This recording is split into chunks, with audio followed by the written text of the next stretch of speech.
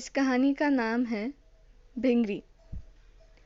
मुग्धा, पहले शराफत से हाथ मुंह धो के अपनी पढ़ाई पूरी कर, तो ही मैं तुझे आज घर से बाहर निकलने दूंगी। नहीं माँ, कल छुट्टी है, मैं कल कर लूंगी ना। आज तो मुझे उस बिट्टू की सारी पतंगे काटनी है। आपको पता है, वो स्कूल में सबसे कह रहा था कि उससे अच्छी पतंग तो हमारे पूरे मोहल्ले में कोई नहीं उड़ा सकता। झूठा कहीं का, अभी बताती हूँ उसे। मुग्धा, सुन तो। हे भगवान, ये लड़की किसी की नहीं सुनती। हाँ, वो तो है। अरे, कहानी शुरू हो गई और मैंने अपने बारे में तो आपको कुछ बताया ही नहीं। अच्छा सुनिए, अभी जिन्होंने मुझे प्यार भरी फटकार लगाई है ना, ये मेरी मम्मा है, वीना त्रिपाठी।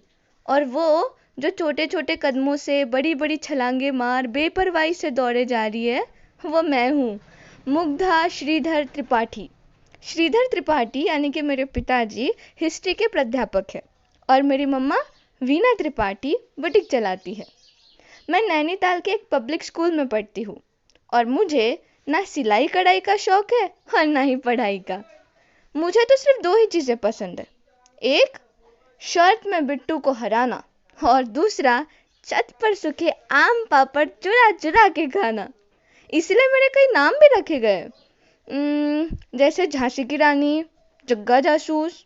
हाँ, क्योंकि ये सारे काम करने में ना हिम्मत और जासूसी दोनों की ज़रूरत पड़ती है। वैसे पापा कभी कभी मुझे गुड्डू कहकर पुकारते, कभी गुड़िया भी। पर एक नाम ऐसा है जो सुनकर मेरे चेहरे पर इतनी बड़ी मुस्कान आ जाती है कि ये जो मेरे एक के ऊपर एक कोने वाले दांत है ना, ये भी दिखाई देने लगते हैं। और वो नाम है भिंगरी। मुझे इस नाम से पोस्टमैन चाचू बुलाते हैं। वो ना मेरे सबसे सबसे फेवरेट है। ये बड़ा वाला नीम का पेड़ है, बस इसी के पीछे घर है उनका। मैं अक्सर उनके घर जाती हूँ। वो जो मोनू भैया है ना, अरे पोस्टमैन चाचू के बेटे, जब वो अमेरिका जा रहे थे तब मुझसे कहकर गए थे कि अब से मैं चाचू का ध्यान रखूंगी। चाचू अपनी साइकिल पर बिठाकर मुझे पूरा शहर घुमाते हैं और वापसी में नेहरू चौक वाली शुद्ध देसी घी की रस भरी जलेबियां भी खिलाते हैं। मेरी तरह उन्हें भी सैर करना बहुत पसंद है, इसीलिए हम दोनों पूरा महीना गुल्लक में पैसे इकट्ठा करते हैं और फिर निकल पड़ते हैं मस्ती करने। चाचू कहते हैं कि मोनू भैया जल्दी आएंगे और उन्हें अपने साथ अमेरिका ले जाएंगे, और मुझे भी कितना मजा आएगा ना। मैं अपनी वो वाइट ड्रेस भी लेकर जाऊंगी। पापा कहते हैं मैं उसमें बिल्कुल उनकी प्रिंसेस दिखती हूँ। पर आज मैं पापा से बहुत नाराज हूँ, इसलिए मैं और चाचू तारों से उनकी चुगली कर रहे हैं। चाचा कहते हैं जब कोई आपकी बात नहीं मान रहा हो तो उस बात को खुले आसमान में टिमटिमाते इन तारों के कानों में कह देनी चाहिए, वो सब के सुनते हैं। चाचू, पापा मुझे हॉस्टल भेज रहे हैं। मुझे नहीं जाना, मुझे कहीं नहीं जाना, यही रहना है आपके पास, मम्मा पापा के पास। हाँ मेरी राजकुमारी, हम तो हमेशा ही तेरे साथ है। पर अगर तू शहर नहीं जाएगी तो बड़ी इंसान कैसे बनेगी? तुझे तो बहुत बड़ा बनना है ना, इन चांद तारों को भी छूना है ना। पर चाचू, वो तो मैं अभी भी कर सकती हूँ।